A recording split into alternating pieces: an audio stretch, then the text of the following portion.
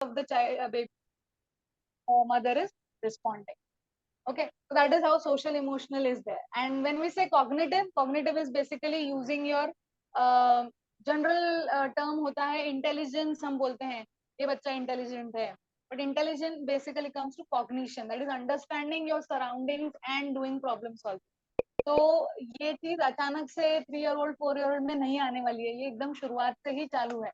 And you will notice that babies learn from trial and error. यहाँ पे कुछ parents है जो बोले 8 month का बर्थडे अभी हुआ है या 11 month का हो रहा है baby.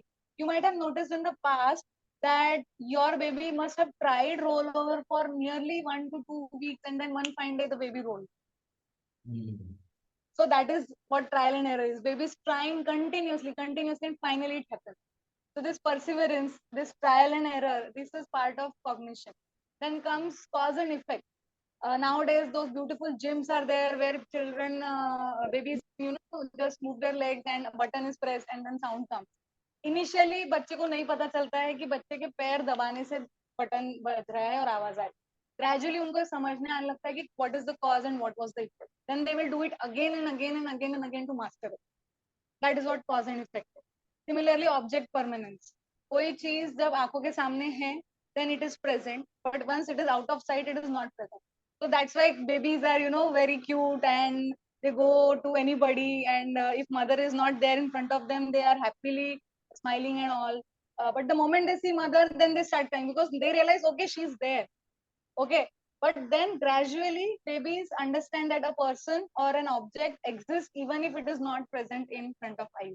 That is called as object permanence. And in this case, it happens that a 7-month-old, 8-month-old baby, the moment you take that baby from mother's lap to you, the baby will start crying because baby doesn't want to go away from mother even if mother is not visible. And baby knows that my mother is there, I want to go. So that object permanence begins from 3-4 months of age and then gets achieved by 12 months of age, that is first year. And vision and hearing we talk of, so it's very simple. Vision, basically babies have very short sightedness initially, 6 to 8 inches, newborn babies, then it increases to 12 inches, 14 inches, and they initially see black and white only. Color vision starts developing around 3 to 4 months of age. So you will notice that baby starts showing interest in the surroundings from 3 months. Before that, the vision is very small, color understanding is not there, they only see high contrast images. So that's how vision is there. Color vision, then even 3D vision, we are able to see objects in 3D. Babies start understanding this from 3 to 4 months, and that's why you will see that the baby will try to hold the object after 3 months only, because before that it is a 2D vision. That is how vision is. And basic vision, by 6 months baby is ready to explore everywhere around. And with regards to hearing, 3 months to 6 months of age is the period during which hearing develops to its level. And it is essential that if you find any challenges that the baby is not responding to various sounds, you should get evaluated by a pediatrician for that, because by 6 months of age, hearing milestones are complete. So this is how all the 5 domains are there. This is super fascinating. That was like a crash course, Dr. Pallavi. So I'm glad that, I started recording around this stat. So we will have all of this, noted for revision later. It also felt like me going through the timeline of my daughter, from month 0 to month 18, I was like an observer from the ring side. And now while you were talking us through, all the senses, all the different dimensions at which these, sensory elements are observed, it was super fascinating. But one observation there, though, that I think a lot of focus goes to the ones that are visible, right? And you did spend time explaining a lot about language, explaining a lot about social and emotional, which are probably not as visible. Now, that brings me to a very, very important question. And it is something that, parents often, we love our babies so much, we are in denial. But if there is an issue or if there is a delay, what is that, that parents should look for where as a sign for seeking professional guidance or professional intervention from whether that's the parents' attempt to make things better or going to an expert in that domain? What is it that they have to kind of look at before they take that call? Okay, yeah, that's very crucial question, because if when you know the timeline, you also should know that what are the red flags. Okay. Yeah. Yes, with regards to motor milestones, the timeline itself is the red flag. That if the baby has not achieved head control up to 4 months, baby is not sitting by 8 months, then you have to have a consultation with a developmental pediatrician, or basically get a professional guidance. However, when we come to other domains, like language is there, social emotional is there. So here, because these are more of soft milestones, is a word that I will use over here, because they are not visible. It might happen that parents do not notice it, or they don't know what to do. So here we have to have some important red flag signs. Like we can say, if the baby is not cooing, okay, cooing or making different kind of sounds until 4 months of age, then you need to see what is happening. Okay, this could be related to hearing issues. That's why I said that if up to 6 months of age, anytime you notice there is some discrepancy in response to sound on a right side, on a left side, or if you notice that the child responds to sound sometimes and not always, then in that case hearing needs to be evaluated.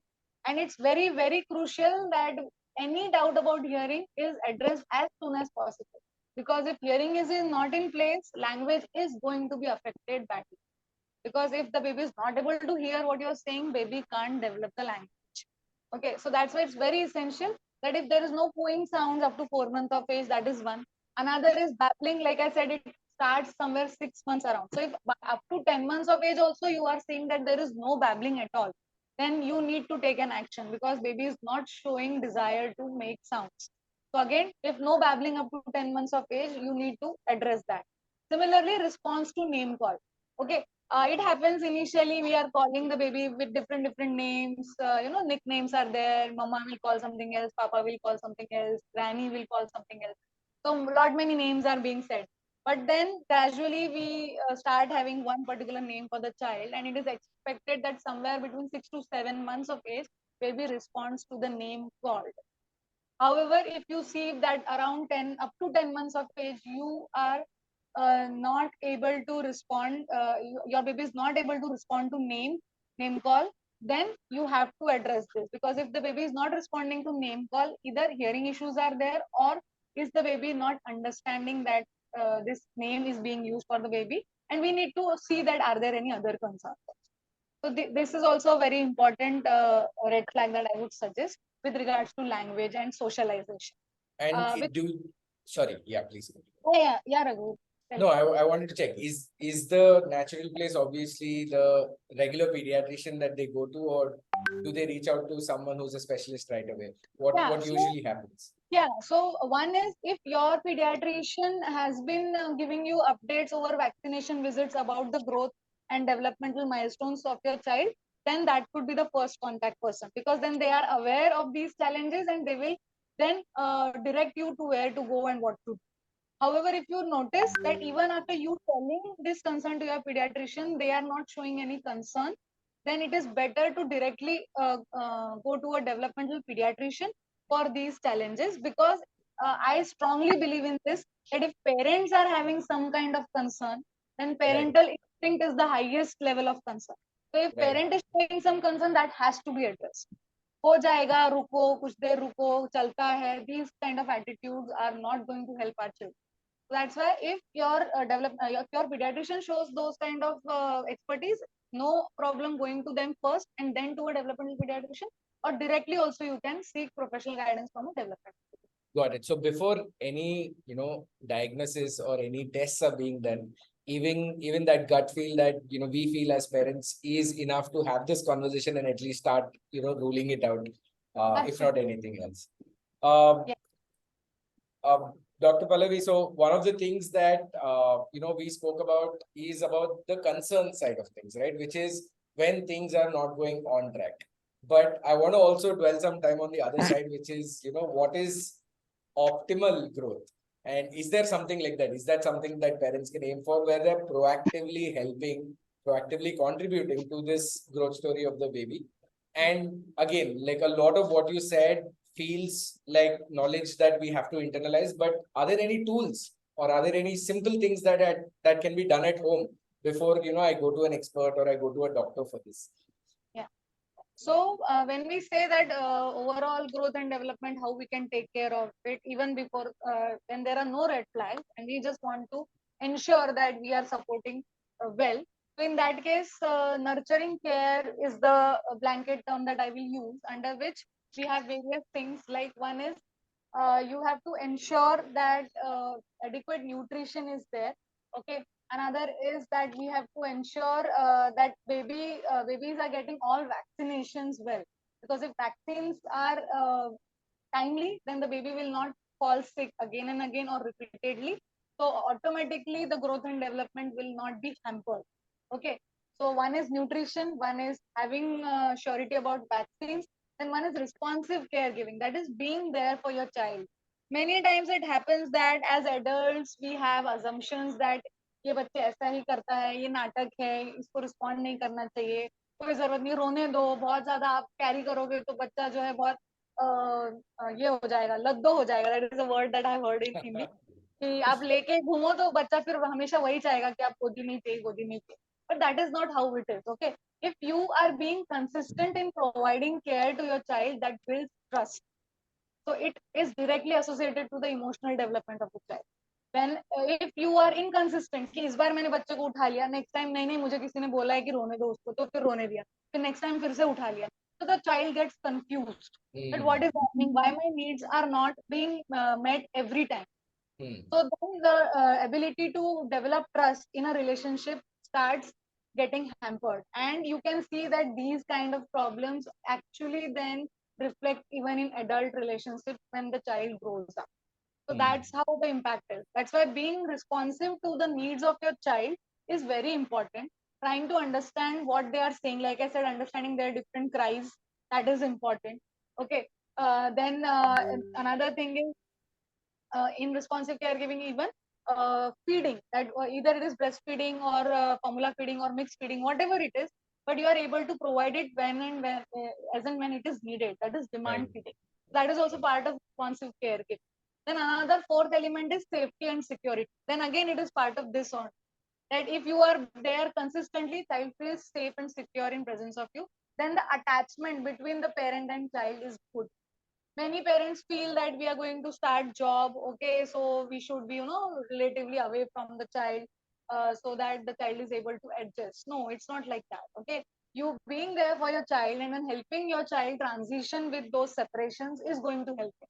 That is going to again develop secure attachment, and then also there won't be any ambiguity in the responses that the child gives. Otherwise, sometimes it happens that babies start showing anger for the absence of their parent, and when parents come, the child is then not ready to go to them. Means he was missing them in their absence, but when they come, the child is not ready to. So these kind of mixed experiences parents start having, because somewhere the attachment is being affected. So that's why that safety and security needs to be given. And the last and the most important component is opportunities for early learning. That is the most important thing. That is play. Play is Right. the most important element of child development, because in play the child learns. Play is the way that child is going to explore. Play is the way the child is going to learn language also. And cognitive cognition wise also play is very important. So this is how play is important for child. So giving opportunities for play, and hence age appropriate toys are to be given, age appropriate opportunities are to be given. बहुत बार ऐसा होता है कि sitting milestone is not achieve, standing milestone is not achieve, क्योंकि बच्चे को opportunity नहीं मिली. अरे नहीं गिर जाएगा, अरे नहीं गिर जाएगा. It's not like that. जैसे बच्चा गिरेगा, बच्चे को समझ में आएगा कि क्यों गिरा. बार बार गिरता है तो बच्चे को समझ में आएगा कि खुद को कैसे संभालना. That is how everybody learns. And giving readymade food to your child, ready-made food with regards to safety and security, I'm saying, is not going to help them achieve those developmental milestones. For them, they have to go through those processes. That's why it's very important that you give them opportunities, you give them age-appropriate toys, and you give them their time, your own time to them. That's the most important thing. Your time with the baby is what the baby needs the most. This is how all these 5 elements together is nurturing care, and then babies can achieve optimum growth and development. And talking about tools for this, So one way is to monitor, like we monitor weight, height, everything of children when we go to a doctor's visit. Similarly, there you can see this, that they also have a chart for monitoring these milestones. Another way is like baby versus here. Baby verse already has all of these things in their app. Like milestone tracker is there, activities are there, where you are being told what to do with the child, and age appropriate are there, opportunities are being created. So I think this is a very good tool right now available for parents, where they can use it to ensure that the whole nurturing care is being given to the child for optimum growth.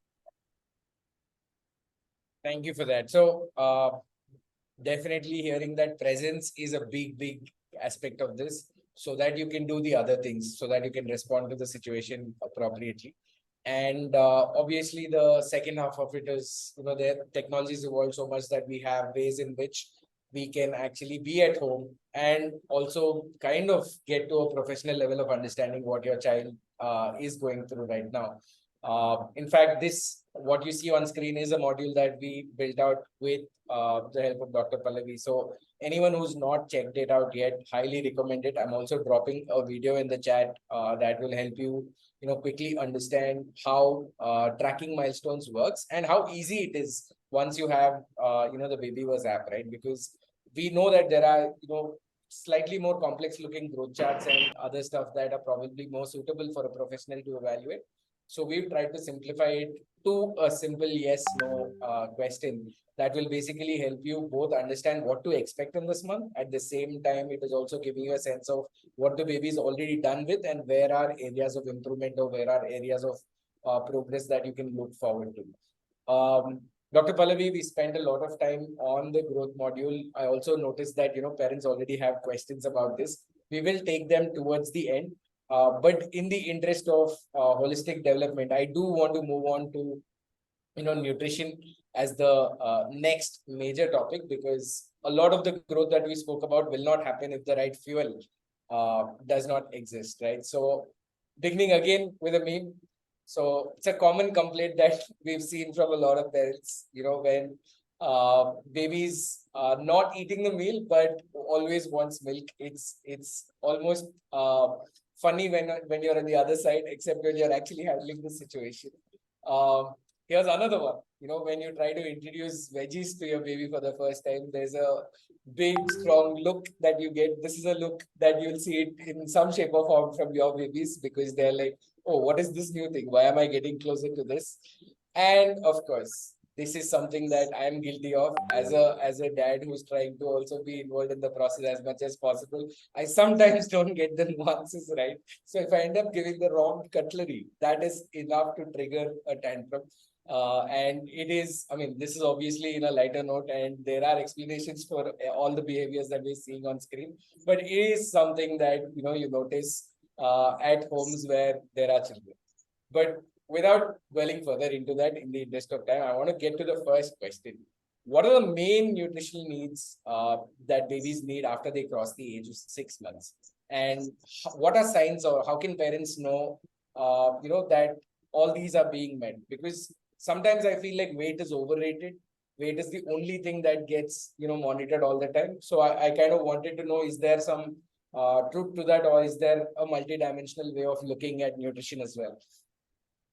Yeah, so when we are talking of 6 month plus, the reason is that first 6 months, of course, breastfeeding or only mother's milk is the ideal one. However, if formula feeding is there or mixed feeding is there, that is also fine.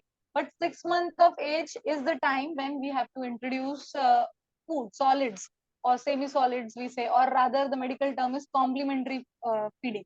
We don't use the term weaning here, because to wean off means we are trying to stop something, whereas actually we need to understand that between 6 months to 12 months of age, now also breastfeeding is going to be the share of is going to have half of the share of baby's nutrition.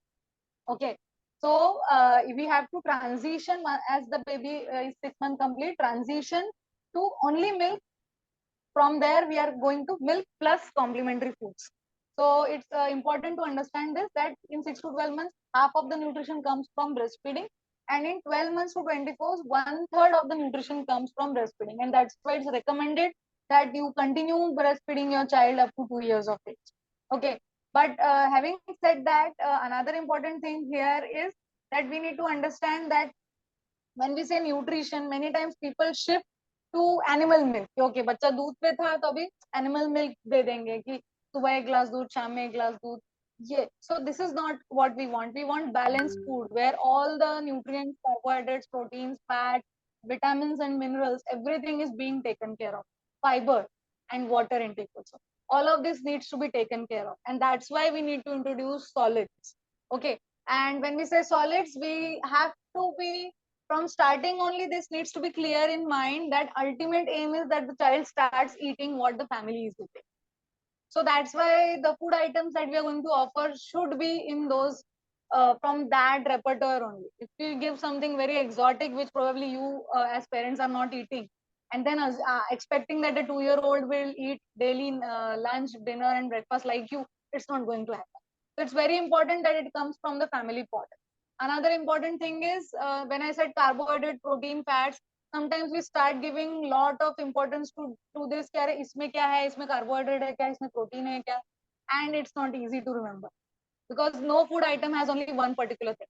It's a combination of things कि किसी में carbs ज़्यादा होंगे किसी में protein ज़्यादा रहेगा. So easier way as parents for this to understand is कि हम 7 food groups को समझें, and out of those 7 food groups we take at least 4 food groups in the whole day.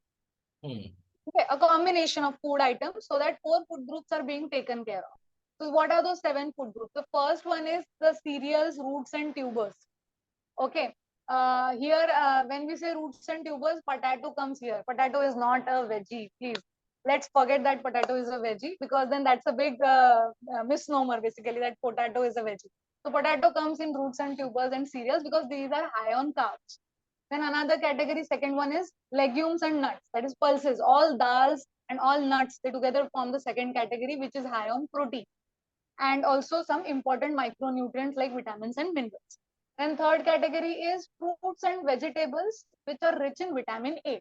So how to understand which fruits are these? So these are basically red and yellow colored fruits and vegetables. So all those red and yellow colored fruits and veggies will come in this third category. And the fourth category is other veggies other than these red yellow. So greens, all greens will come in those. Okay. And then fifth category is we'll say milk and milk products. Okay. When I say milk, I'm assuming that milk is basically for 1 year plus. Below 1 year, we are expecting that you avoid milk, giving milk to your child other than breast milk or formula milk. Don't give animal milk to the baby up to 1 year of age. Okay. But milk products like dahi, chach, and paneer, these kind of, even ghee, these are very important food items. Then comes the sixth category, that is eggs. And seventh category is the non-vegetarian food. So these are the 7 food categories. And if you are not a non-vegetarian, 2 are already gone. So you're left with 5. And out of those 5, you are supposed to have 4 in the whole day. So this is how those 7 food categories should be there. And if you are having that diversity, you are ensuring that your baby is getting all the nutrition that it needs. And one good acronym I can suggest along with this is CID. So C is vitamin C, I is iron, and D is vitamin D. So this has to be, CID has to be there daily. Okay. So vitamin C sources like fruits or lemon can be there. Iron rich food items has to be there in the daily diet. And vitamin D source, we are talking of sunlight, not mushrooms or fortified butter or fortified oil, because what we get from sunlight, these mushrooms and the quantity is not enough to fulfill the daily requirement. So this is how the whole nutrition of the baby has to be taken care of when we say 6 months plus. This is And fascinating. yeah. Yeah. And you were saying about that weight is overrated. Weight is overrated is to some extent right, but then also as parents, that is the only way that we understand. Right. Okay, कि मेरा बच्चा सब सही कर रहा है कि नहीं. But along with that, I can suggest few more things to parents that look out for signs for deficiencies. क्या आपके बच्चे को एक है कि बहुत repeatedly बीमार पड़ता है क्या, that could be a sign of deficiencies. या फिर बहुत जल्दी छाले आ जाते हैं बच्चों को, या फिर पेल दिखता है अगर आपका बच्चा, तो these are some signs of deficiencies. Brittle, अगर नेल्स बहुत ब्रिटल है, ये सब चीजें, ड्राई स्किन है, so these are some signs of deficiency. तो वैसा अगर कुछ हो रहा है तो you should go to your doctor and get tested that are there any deficiencies, or ask them for suggestions that what kind of food items that can be added to ensure that these deficiencies are not out. Fascinating. I think the part that is most fascinating for me is before I became a parent, I just imagined baby food like one small bowl with very basic ingredients that every baby is fed. At least that's what we see from the outside. But when you see that there is so much nuance and it's probably as much or more work than thinking of an adult's meal, right? In terms of how the nutrition kind of goes in. That in itself is a realization that I think a lot of parents have to go through that. Yes, this requires thought, this uh, benefits from better knowledge, better understanding of what is needed. And if we look at the pace of growth that we just discussed in the previous module, it's probably not going to repeat in any other stage of life, right? The degree of change that your body and mind and brain is kind of going through. So it's fascinating that you broke it down into easy to remember ones. I have a question on the chat. One about, can you repeat the 7 things you just said so that people can make a note and then they can probably dig deeper. Yeah, so the first one is, like I said, cereals, roots, and tubers. That's the first category. Second is legumes and nuts, which includes pulses and nuts. Third is vegetables and fruits, which are rich in vitamin A, so red and yellow colored ones. Fourth one is veggies, other veggies. And fifth one is egg. Sixth one is milk and milk products. And seventh one is fleshy food or non-vegetarian food. Got it. We spoke about what kind of comprises of nutrition, but there's obviously the side where maybe all things are not going as planned, or there are certain elements that are not matching the needs in terms of how much the baby needs. So what are some common nutrition related issues that parents come to you often with, and is it something that again that they can address effectively, or they can prevent proactively? Maybe that's probably a better phrasing. Yeah, so actually, when we say challenges, so it actually happens many times that if they are not aware of the way complementary food is to be introduced, then that leads to challenges. Because if the child has been given only watery food as a complementary food, or just liquids is being given, then the child is not going to develop the ability to bite. Whereas biting is something which starts coming when the baby is in 6 months of age. Jaw biting comes at that age, and around 7 to 8 months, even tongue movements are also improving, that the baby can swallow. So these things are happening, and if we don't give, the baby is ready, and if we don't give the right food at that time, the readiness goes waste actually, and that's why those problems come up. So problems will be कि बच्चा जो है सिर्फ semi solid ही खाता है, उसको mixer में ही ये करके देना पड़ता है, और there could be picky eating, that यही दो तीन चीजें खाता है, ठीक है. Then even allergies are something that can happen. So these are some of the common problems that come when we say nutrition related issues. And most common reason to all of this is faulty method of starting complementary food. So if we start right, many of the challenges will be addressed then and there itself. And that's why it's very essential to know that what is the how and when of starting right. That's the most. Got it. With that note, again, a couple of questions have come in. We will take them towards the end. We started a bit late, so I want to be wary of time and want to ensure that we're covering all 3 modules. The next aspect is that of sleep. In my journey as a parent, definitely one of the neglected ones initially, because I didn't even know how important it tends to be. It's like the vigilante superhero that it's not in front of you, but it is actually contributing a lot to a baby's development and well-being during the day as well. And obviously, it's a topic that is rife with memes, because sleepless nights is something that every parent can relate to. So yeah, let's begin with a couple of fun takes on it before we dive deeper. If we give a parent 3 buttons, what do you think y'all will choose? Right. So this is basically every parent in the room will probably go for the blue and wants the baby to sleep through the night. And a big part of that process is this. When you rock a baby, when you nurse a baby, and you're eventually putting them down to sleep, feels like you're putting a ticking time bomb. And the last one, something that again I'm guilty of, successfully did both these. Babies asleep, but on the way out of the room, you end up kicking a rattle, or you end up stamping on a squeaky toy, and the baby's up again. So all these super relatable moments in parents' lives. but going to the deeper aspects of what sleep contributes to. How can parents establish healthy sleep routines for their babies? And I think the second part is where the nuance begins. Is there an age that they have to have in mind to start this? Does the baby have to be old enough to get trained? Yeah, so actually, sleep is really a very sensitive topic, I understand. We have to understand over here that babies, when they're newborn, when they come outside in this world, it's a lot for them to absorb and get adjusted to.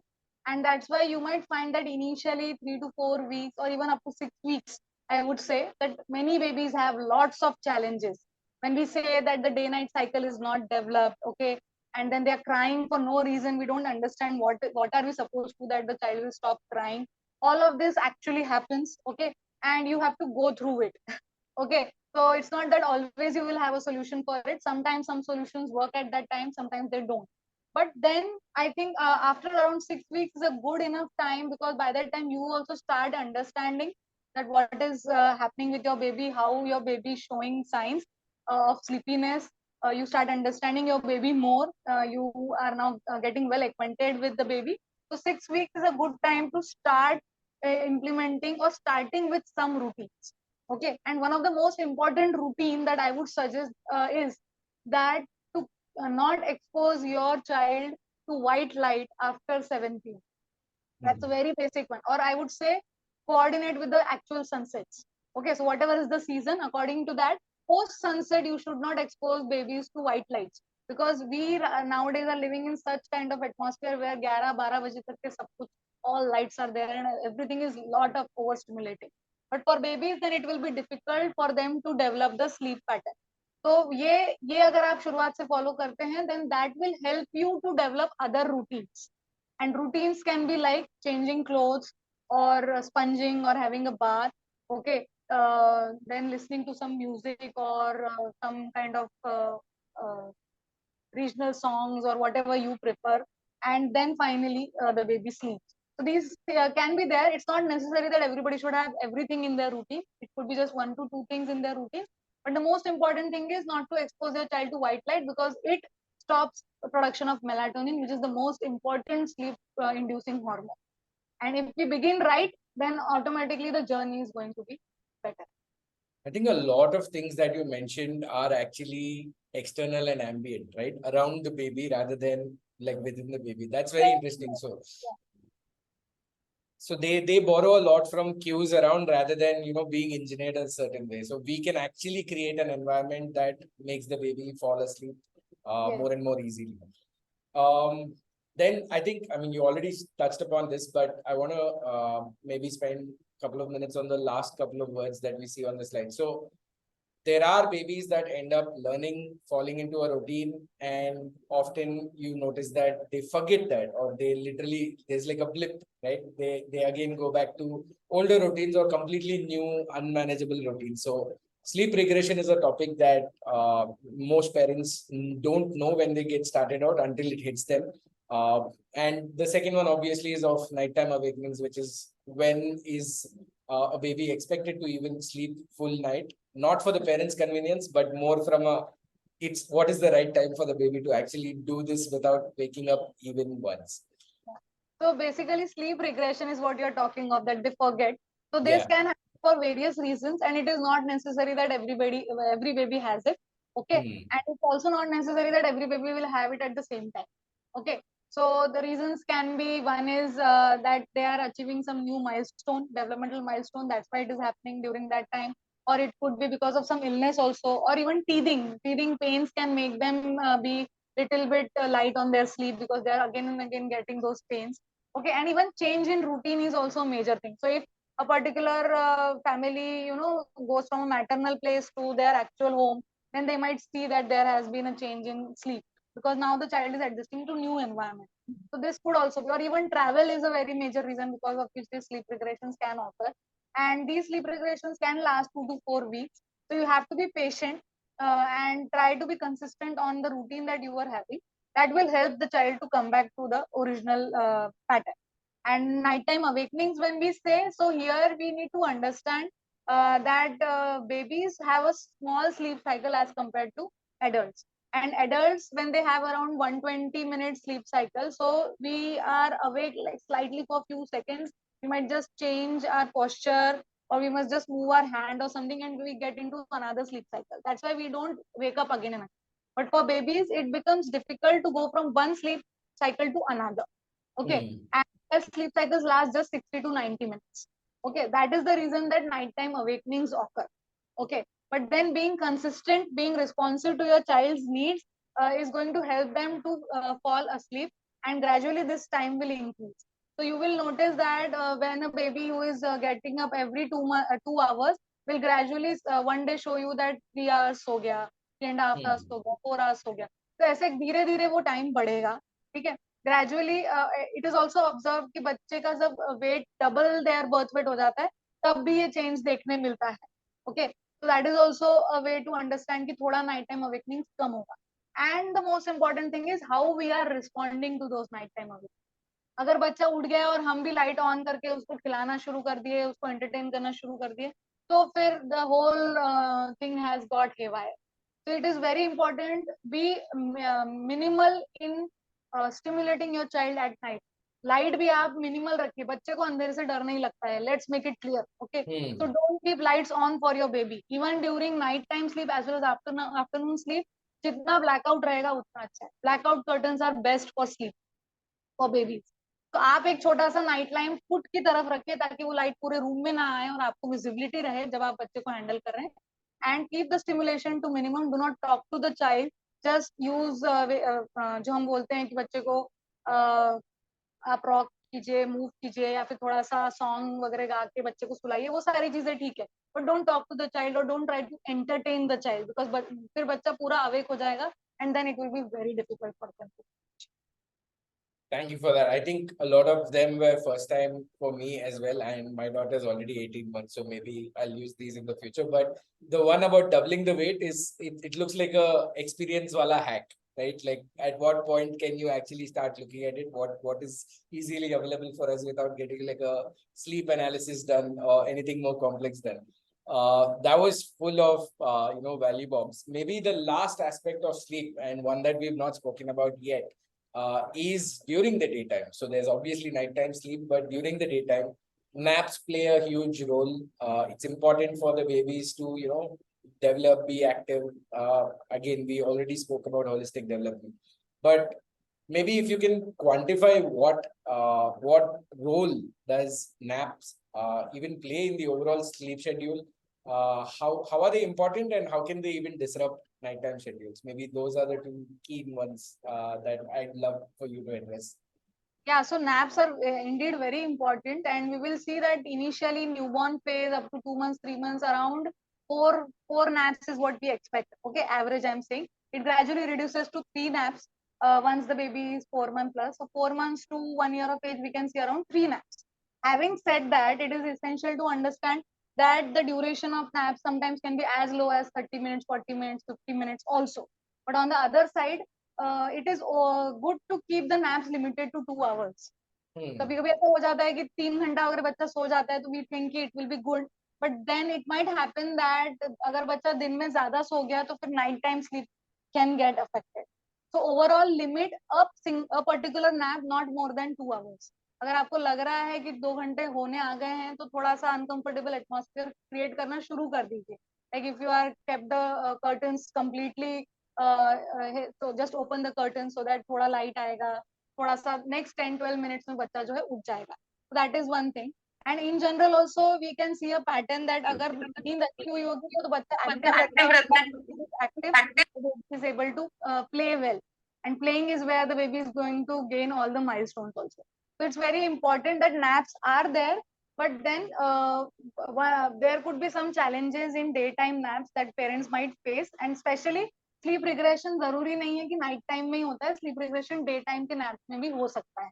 तो वो भी समझना हमारे लिए जरूरी है कि it happens कि डे की नींद कम हो गई, नाइट का सब सही चल रहा है. Okay. And one crucial thing, one is trying to have a routine. So अगर लगता है कि 2:30-3 बजे बच्चा सोता है तो try out. It might take sometimes lot of time, but आप ट्राई करते रहिए, क्योंकि बच्चे को वो रूटीन समझ में आने लगा कि इस टाइम पे सुलाते ही है तो सोना ही है। हम उसको खिलाते रहेंगे कि ओके चलो लेट्स प्ले, तो वो ओवर टायर हो जाएगा और फिर उसको सोने के लिए डिफिकल्ट होता है। And blackout curtains, that is very very important. Blackout curtains help babies sleep, क्योंकि प्रॉपर नाइट लाइक एटमॉस्फेयर हो जाता है एंड बच्चों को अंधेरे से डर लगता है, तो that is That feels like a mandatory buy for anyone who's starting on setting this up, right? So, yeah, I think that covers the aspects of sleep that we wanted to cover today.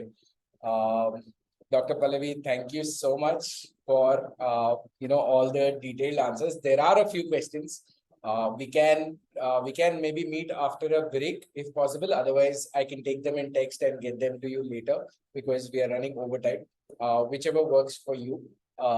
Just let me know in the chat or when you're back here. Yeah.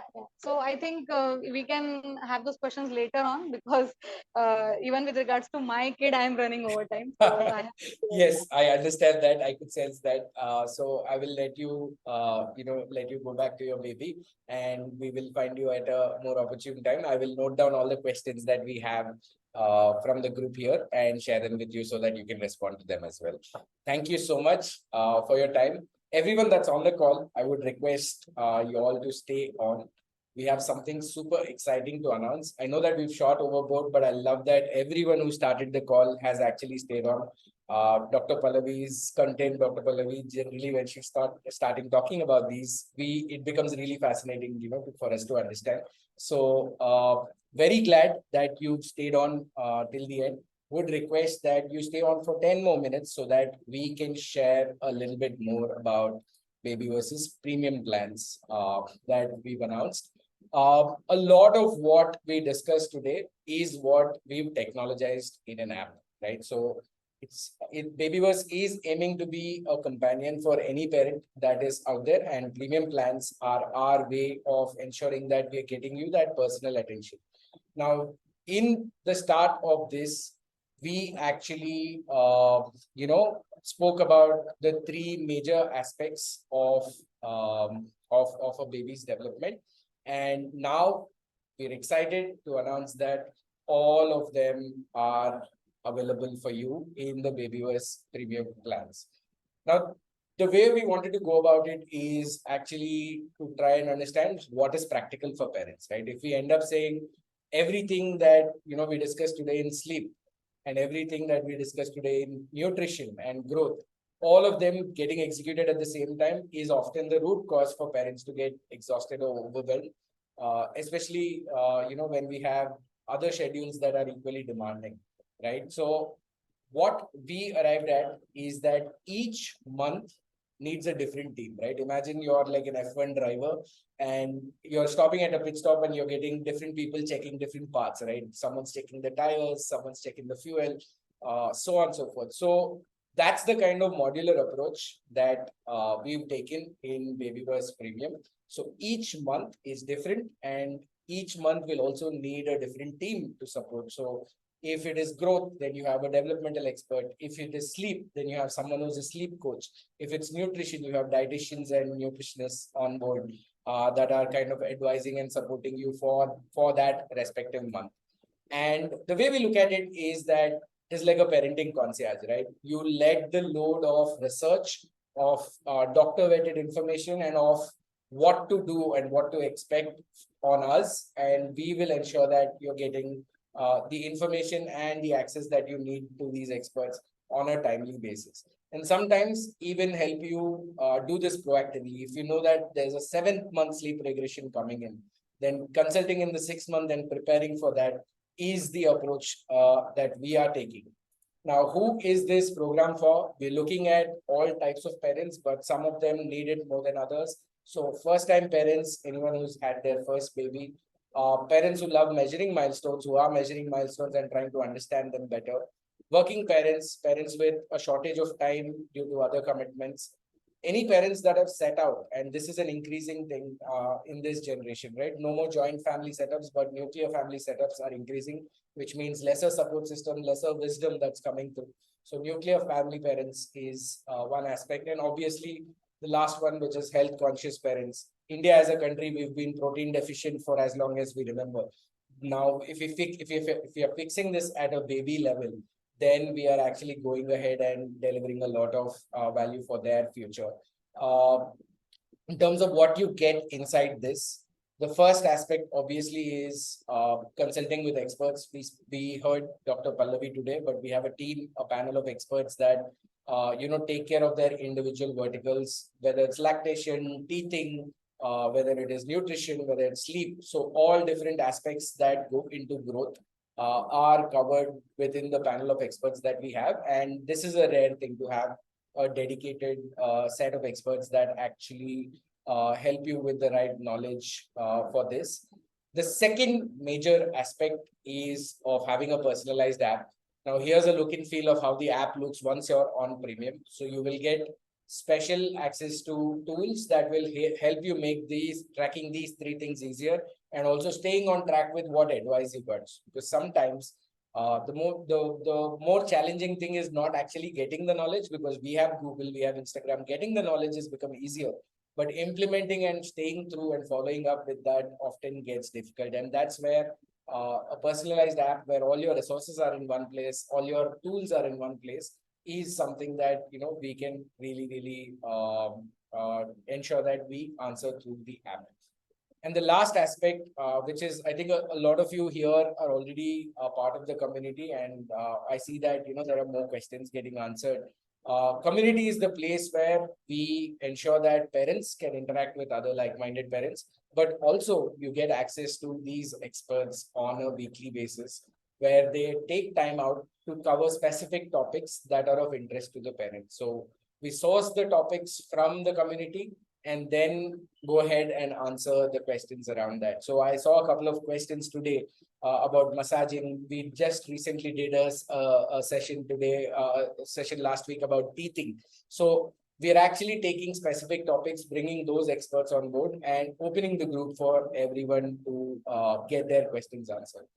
Urvashi, around the questions that you've gotten, like I mentioned, Dr. Pallavi had to go back to attend to her baby. But what we've done is our teams made a note of all these questions, and we will reach out to you. We have your details because you've registered for this webinar. So we will definitely ensure that all the questions that are getting asked in the Zoom chat are going to be answered one-on-one. That is something that you can take from me as a guarantee.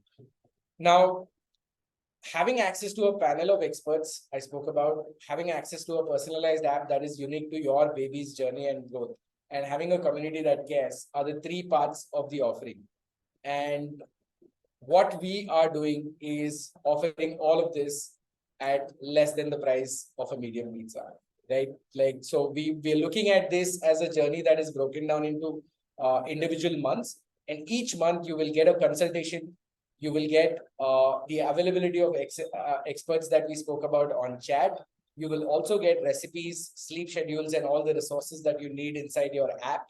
You will get daily flashcards to track your milestones. You will get meal prep support on community as well as the app.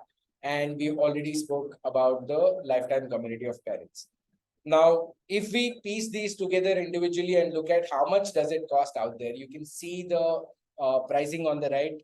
Today, if you take an expert consultation, especially someone who's got a niche like developmental pediatrics, the cost goes anywhere between 1,200 to 1,500 rupees. In terms of having access to experts on demand, on chat, there are paid communities out there that are charging anywhere between 1,000 to 1,200 rupees per month. And a lot of creators, a lot of people in this space do offer ebooks. They are downloadables, one-time sources of knowledge that you have with you, and the entire onus of implementation lies on you, which again is an aspect that we want to change. Now, this usually costs you 3,000 rupees per month if you were to get all of this. Now, imagine getting them across growth, sleep, and nutrition.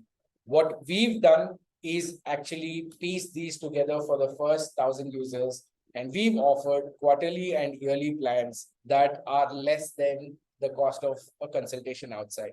So the yearly plan, as you can see on the screen, comes down to about 6,000 rupees, which is 500 rupees per month. And the quarterly plan comes down to 2,799, which comes down to around 850 rupees per month.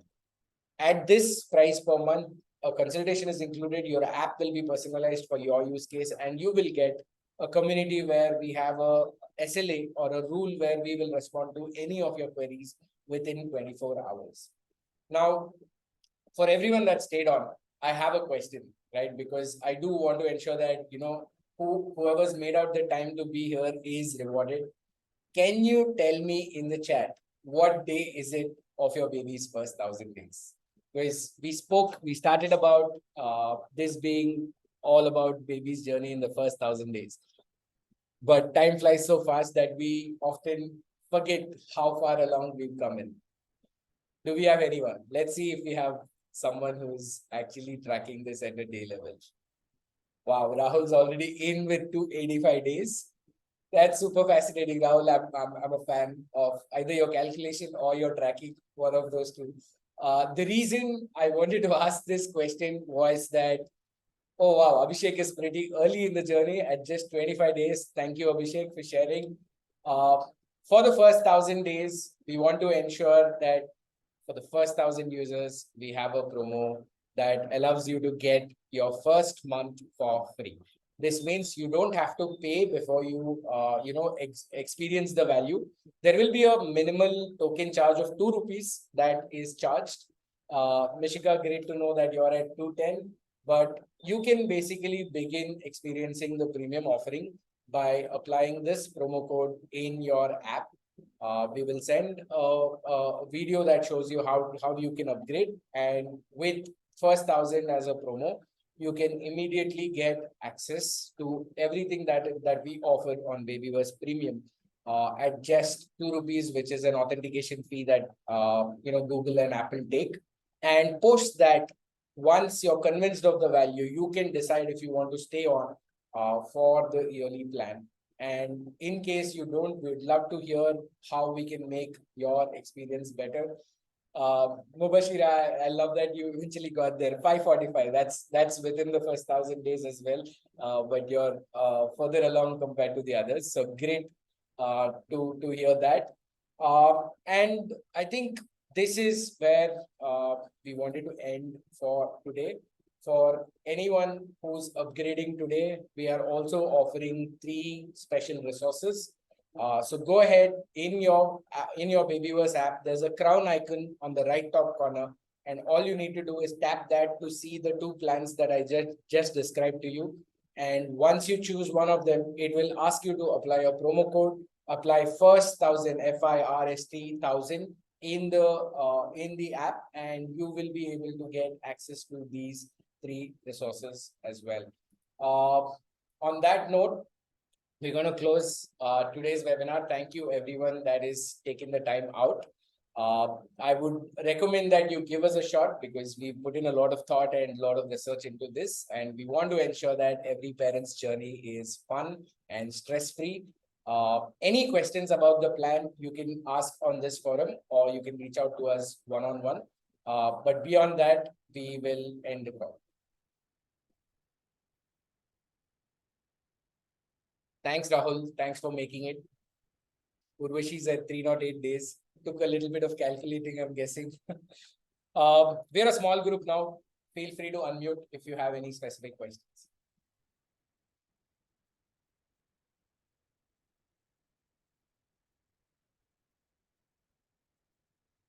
Glad you found it helpful, Mubashira.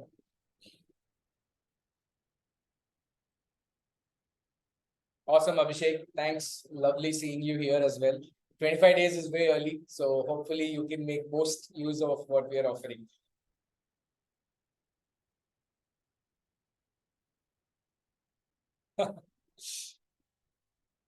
Awesome. Thank you. I will, like I said earlier, I will make a note of the questions and we'll get back to you with everything that is asked in this group. Hope to see you on Babyverse Premium. We, as Babyverse founders who are on the call, will be super glad to welcome you and give you an experience where basically you don't have to worry about, is this information accurate or not? You don't have to worry about, do I have the right support team or not? That is something that, we are really, really looking forward to deliver. Awesome. On that note, I'm going to end the call.